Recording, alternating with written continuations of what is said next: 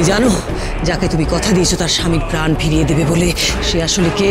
হ্যাঁ জানি, সে কিরণমালা, অমৃতনগরীর যুবরানী। না, শুধু এইটুকুই তার পরিচয় নয়, তোমার সঙ্গে তার সম্পর্ক আছে ডঙ্কার। তার সাথে কিরণমালার সম্পর্ক? হ্যাঁ, তোমার জন্ম রহস্য তুমি জানলে তুমি পাবে তোমার জন্মগত অধিকার, তুমি পাবে রাজ সিংহাসনের অধিকার, তুমি হবে অমৃতের উত্তরাধিকারী। আর তোমার প্রাণের কিরণমালা চিরকালের মতো তোমারই হবে।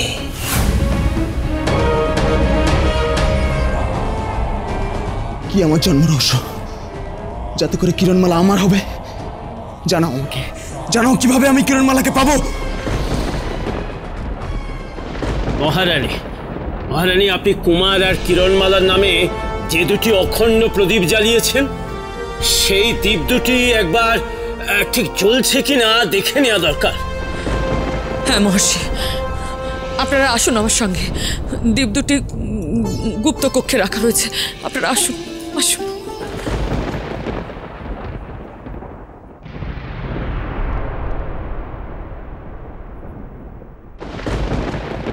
ছেড়ে দেবো বলে তো তোমাকে এই কক্ষে আনিনি কিরণমালা। আজকের রাতটা তুমি আমার সাথে কাটাও, আমাকে মেনে নাও, তাহলেই আমি তোমার কুমারের প্রাণ ফিরিয়ে দেব।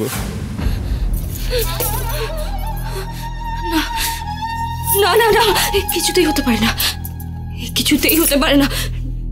ডঙ্কার রাজকে আমি আমার চরিত্র হনন করতে দেব না, কিছুতেই না। তার মানে ডঙ্কার রাজ আমার কুমারের প্রাণ ফিরিয়ে দেবে না। আমাকে এখান থেকে পালাতে হবে, পালাতেই হবে এখান থেকে, এখান থেকে আমাকে বেরোতেই হবে যেভাবেই হোক। কিন্তু এখান থেকে বেরোবার তো কোনো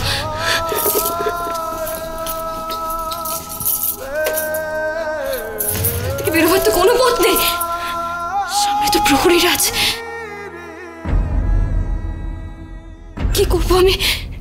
পেছন থেকে এসে কোনো পথ নেই, এখান থেকে বেরোবো কি করে আমি? ডঙ্কার যদি আবার চলে আসে কি করবো আমি? কিভাবে বেরোবো এখান থেকে? ডঙ্কার এখানে চলে এলে কি হবে? কি করবো আমি?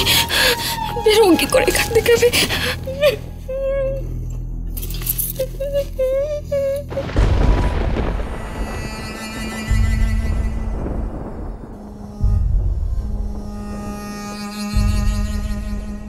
কি মহর্ষি, কক্ষেতে কোনো হাওয়া নেই, তাহলে প্রদীপের শিখা এত অস্থির কেন?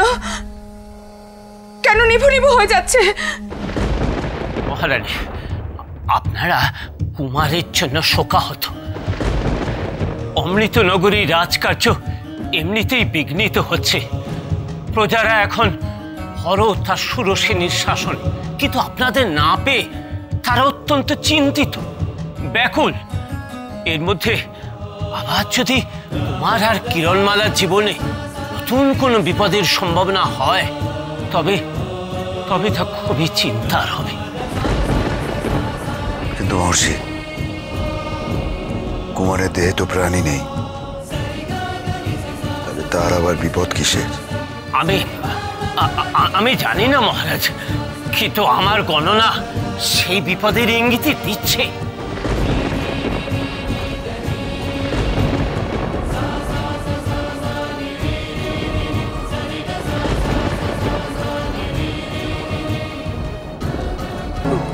মহর্ষি, মহর্ষি কেন এমন হচ্ছে? প্রদীপের শিখা কেন অস্থির হয়ে উঠেছে? এ হতে পারে না, এ হতে পারে না। আমার কুমারের প্রাণ ঠিক ফিরে আসবে। আমাকে কিরণমালা কথা দিয়ে গেছিল আমাকে। মহর্ষি কিছু বলুন, চুপ করে থাকবেন না মহর্ষি। এই প্রদীপের শিখা ক্ষীণ হয়েও যতদিন জ্বলবে, জানবেন ততদিন কুমারের প্রাণ ফেরার সম্ভাবনা আছে।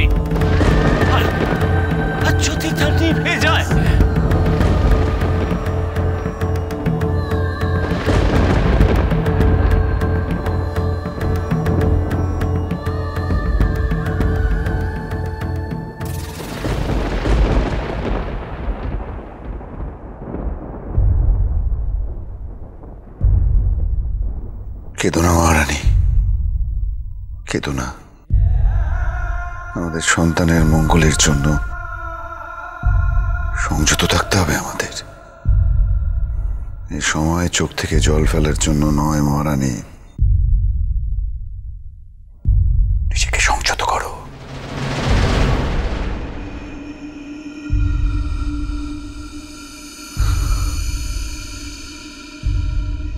সংযত করো মহারানী।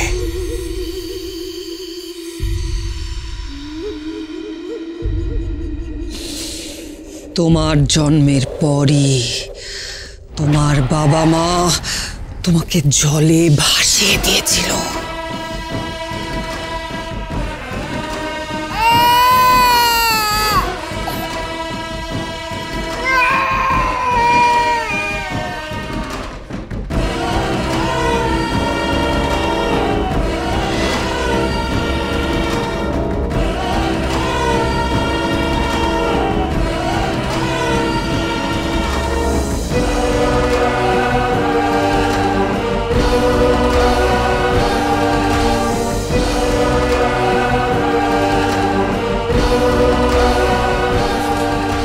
আমার বাবা মা, তুমি এক রাজার কুমার।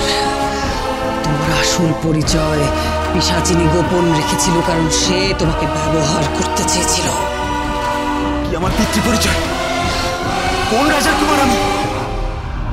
তুমি যদি তোমার আসল পরিচয় জানো তাহলে তুমি স্তম্ভিত হয়ে যাবে। শোনো, তুমি অমৃতনগরীর রাজা বিক্রম সিংহ ও রানী আম্রপালির জ্যেষ্ঠ পুত্র।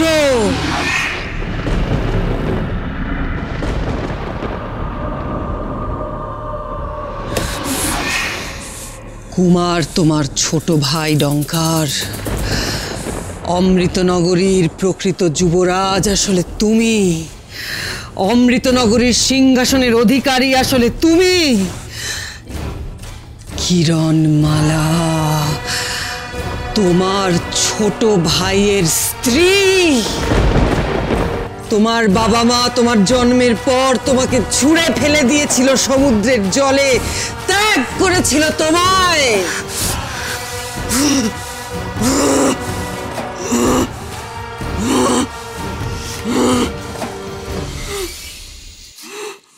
আমি তোমার ভালো চাই ডঙ্কার। আমি চাই তুমি তোমার প্রাপ্য অধিকার ফিরে পাও। আমি তোমাকে ভুল বুঝেছিলাম কটকটি, কিন্তু এখন এখন আমার কাছে সবকিছু জলের মতো পরিষ্কার হয়ে গেছে। কিরণমালা, এবার তুমি দেখো ডঙ্কারের কত ক্ষমতা।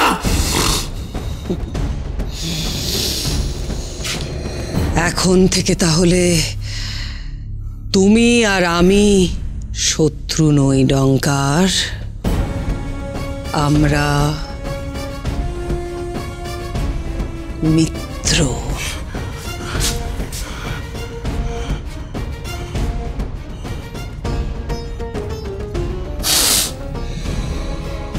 এখন থেকে রাক্ষসী রানী কটকটি আর ডঙ্কার রাজ মিত্র।